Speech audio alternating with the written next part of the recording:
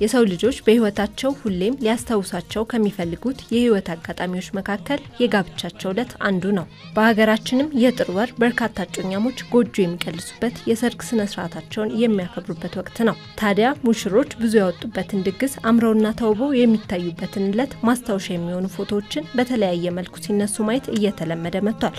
እኛም ወቅቱ የሰርግ ወቅት ነውና በከተማዋ በሚገኙ ፎቶ ቤቶች ተገኝተን የሰርግ ፎቶ ገበያው ምን ይመስላል የሚለውን መጠየቅ ወደድን። በፊት ላይ ማለት ብዙ ጊዜ ሰው ፕሮግራሙ ላይ ወይ ድግሱ ላይ ነበር የሚያተኩረው። አሁን ሞር እንዳልኩሽ ቴክኖሎጂዎቹ በጣም ጥሩ በሆኑ ሰዓት እንደውም እኛ ሀገር በጣም ትልቅ ሆኗል። ኢንዱስትሪው በዚህ በኩል በጣም አሪፍ ሆኗል። ቴክኖሎጂው በጣም ረቋል። ባለሙያውም በዛው ልክ ጨምሯል። በፊት አብዛኛውን ይነሳ የነበረው ስቱዲዮ ውስጥ ነው። አሁን ግን መስኩ ለየት ባለ መጥቷል።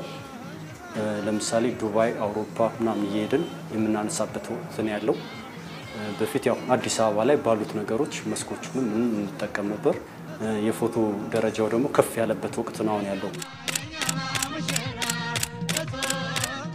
ተጋቢዎች የማይደግሙትን የህይወታቸውን ማስታወሻ በፎቶ አሊያም በተንቀሳቃሽ ምስል ለማስቀረት ወደ ፎቶ ቤቶች ሲሄዱ በምን መልኩ ይስተናገዳሉ? ለፎቶግራፍ ባለሙያዎች ያነሳነው ጥያቄ ነው። ሰው እንደፈለገው አለ። እኛ ሙሉውን ነገር ነው የምንሰራው ከፋሚሊ ጀምሮ። መደበኛ የምንላቸው ለአንድ ሰው በአነስተኛም ሆነ እንዳልኩሽ በከፍተኛ ደረጃ ለሚፈልግ በአልበም ወተርፕሩፍ አልበሞች አሉ። ሳይኒንግ ቦርድ፣ ቴንክ ዩ ካርድ፣ ኮመን አስፈላጊ የምንላቸው። ከዛ ግርግዳ ላይ ደግሞ የሚሆኑ ፒክቸሮች አሉ። እርግጥ እንደ ሙሽሮቹ ሁኔታ ይወስኗል። ለምሳሌ 60 በ90 የሚባል ሳይዞች አሉ። 45 በ60 የሚባል ሳይዞች አሉ። ብዙ ናቸው። ሰው ግን እንደያቀሙ ነው የምናስተናግደው። ተለቅ ያሉ ሳይዞችን እናቀርባለን። ቴም ካርድ እንደሚጠሩት ሰው እንደየሰው ፕሮግራሙ 500 400 አድርገን የምናዘጋጅበት ሁኔታ አለ። ሶፍት ኮፒም ጠቅላላ ፋይላቸውን እንሰጣለን። ላሚኔት አልበሞች ደግሞ የስቱዲዮ ለብቻ የመስክ ለብቻ አድርገን 2 አልበሞችን የምንሰጥበት አጋጣሚ ማለት ያው ጠቅላላ ሙሉ ፓኬጁን ጨምሮ ማለት ሙሽራው ይሄው ተሳስረዋል። ሙሽሪት ሙሽራው በቃ ተሳስረዋል። አንድ ሆነው ሊኖሩ ትዳር መስርተዋል። በፎቶ ዋጋ ላይ ያለው ልዩነት በዋናነት ሙሽሮች በሚመርጡት መርሃ ግብር ይወሰናል። ስቱዲዮ ብቻ የራሱ ፓኬጅ አለ። መስክ የሚፈልጋል የራሱ ፓኬጅ፣ ዌዲንግ ዴይ የሚፈልጋል በአንድ ካሜራ ሲሆን በሁለት ካሜራ ሲሆን እንዳልኩሽ ከሀገር ውጪ ፎቶግራፍ ሲሆን አዳር ያላቸው ነገሮች ሲሆኑ አብዛኛው እንደዚህ አይነት ተባብሎ እነሱ እንደሚፈልጉት ደረጃ እንዲደረግላቸው አሁን እንዳልኩሽ ሚኒመም 9500 መጠቀም እንደሚችሉ ሁሉ ደግሞ እስከ 70-80 ሺህ ብር የሚደርስባቸው ነገሮች አሉ። ስቱዲዮና መስክ ከ18000 ብር ጀምሮ እስከ 22-24000 ብር ጀምሮ አለ። ያው የሰው ሁኔታ እየታየ ነው እናስተናግድበት።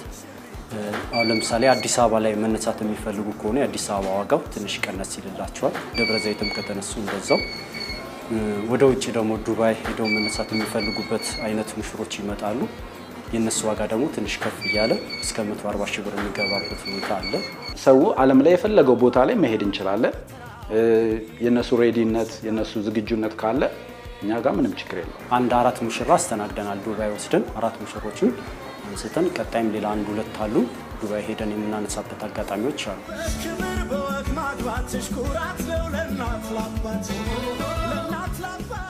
በጣም ከባዱ ነገር ኃላፊነት መውሰድ ነው እና ኃላፊነት ስንወስድ ግን ሙሉ ሪስክ እንወስዳለን እና እኛ ባክአፕ የራሳችን ሲስተም አለን።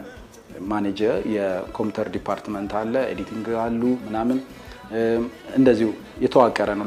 ሙሽሮች ያን ሁሉ ገንዘብ አውጥተው ያን ሁሉ ነገር አድርገው ፋይል ጠፋ ቢባል በጣም ከባድ ነገር ነው። እኛ የምናደርገው ምንድነው ሃርድ ዲስኮች በርከት አድርገን ገዝተን አንዱ ፋይል ቢጠፋብን ባክአፕ ይኖራናል። አንዱ ፋይል ፌል ቢያደርግ አንዱ ላይ ወስደን ኮፒ የምናደርግበት አጋጣሚ ነው ያለው። አንድ እንዳለ እንደሱም ሆኖ ወዲያው ቪዲዮና ፎቶ ፕሮግራማቸው ከተሰራላቸው በኋላ ሙሉ ፋይሉ ከመጥፋቱ በፊት ሙሽሮችን ግዴታ አድርገን ሃርድ ዲስክ አስገዝተን ገና ኤዲት ከመደረጉ በፊት ሙሉ ፋይል የምንሰጥበት ሁኔታ ነው ያለው።